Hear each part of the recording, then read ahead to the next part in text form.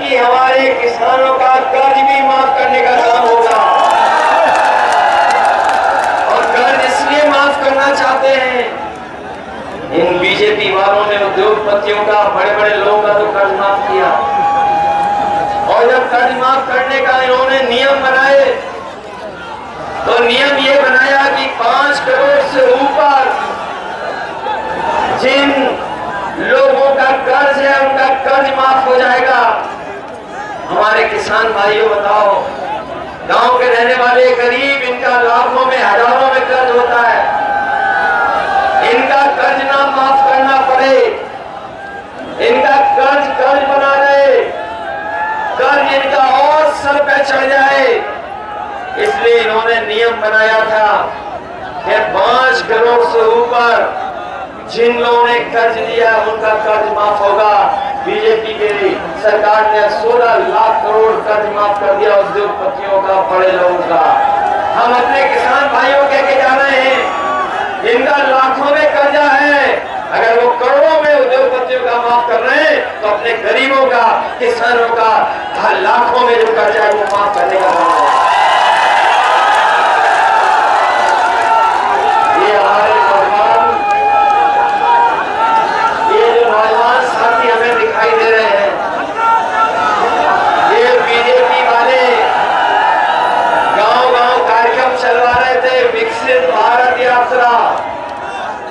ये विकसित भारत यात्रा का अगर सहयोग हमारे प्रधानों ने न किया होता तो इनकी विकसित यात्रा नहीं चल पाती। ये विश्व गुरु बनाना चाहते हैं देश को। हम बीजेपी के लोग कहना चाहते हैं, जिस समय हमारा किसान खुशहाल होगा, विकसित भारत भी बन जाएगा और नौजवान को नौकरी रोजगार मिलेगा तो विश्व गुरु भी हमारा भारत। नौजवान साथियों, इस सरकार ने धोखा दिया कि नहीं दिया धोखा आपको? इन्होंने नौकरी निकाली, परीक्षा लिखवाई और बाद में पेपर लीक कर दिया। बताओ, पेपर लीक हुए कि नहीं हुए? और एक पेपर लीक नहीं हुआ, 10 से ज्यादा पेपर लीक हुए। यही नौजवान जो तैयारी कर रहे थे, सालों साल कोचिंग कर रहे थे, बड़ी मेहनत से पढ़ाई कर रहे थे, किराया मांग करके, उधार कर करके इन्होंने पढ़ाई पूरी की, कोचिंग की, और जब परीक्षा लिखी, जब वो परीक्षा दे करके नौजवान घर लौटा तो पता लगा पेपर लीक हो गया, परीक्षा कैंसिल हो गई। इस सरकार में जो भी परीक्षा हुई है सबके पेपर लीक हो गए। बताओ, ये सरकार कैसी है जो अपना लीकेज नहीं रोक पा रही है? बताओ, पेपर लीक हो रहे कि नहीं हो रहे? ये कैसी सरकार है जो अपना लीकेज नहीं रोक पा रही है, पेपर लीक करा रही है? और केवल पेपर लीक नहीं हुए हैं, बल्कि नौजवान जो हमारा दौड़ के, भाग के, दिन रात तैयारी करता था फौज की, कि उसको फौज में भर्ती मिल जाएगी, पक्की नौकरी मिलेगी और वर्दी पहनने को मिलेगी, देश की रक्षा करने के लिए चला जाएगा, वो नौकरी भी इन्होंने आधी अधूरी कर दी। ये अग्निवीर वाली नौकरी, ये जो आधी अधूरी नौकरी है, हम समाजवादी लोग और इंडिया गठबंधन के लोग कभी स्वीकार नहीं कर सकते हैं। नौजवानों, सरकार बनेगी, अग्निवीर व्यवस्था हमेशा के लिए खत्म हो जाएगी। ये 4 साल की नौकरी हमारा नौजवान स्वीकार नहीं कर सकता। और ये अग्निवीर में कोई आपका सम्मान नहीं है,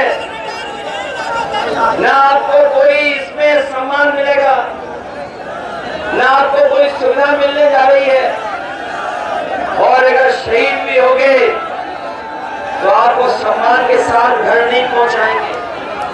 याद होगा आपको, ये नेताजी ने किया था कि अगर कोई जवान शहीद होता था तो उसको सम्मान के साथ उसके घर परिवार तक ला करके उसको सम्मान देते थे।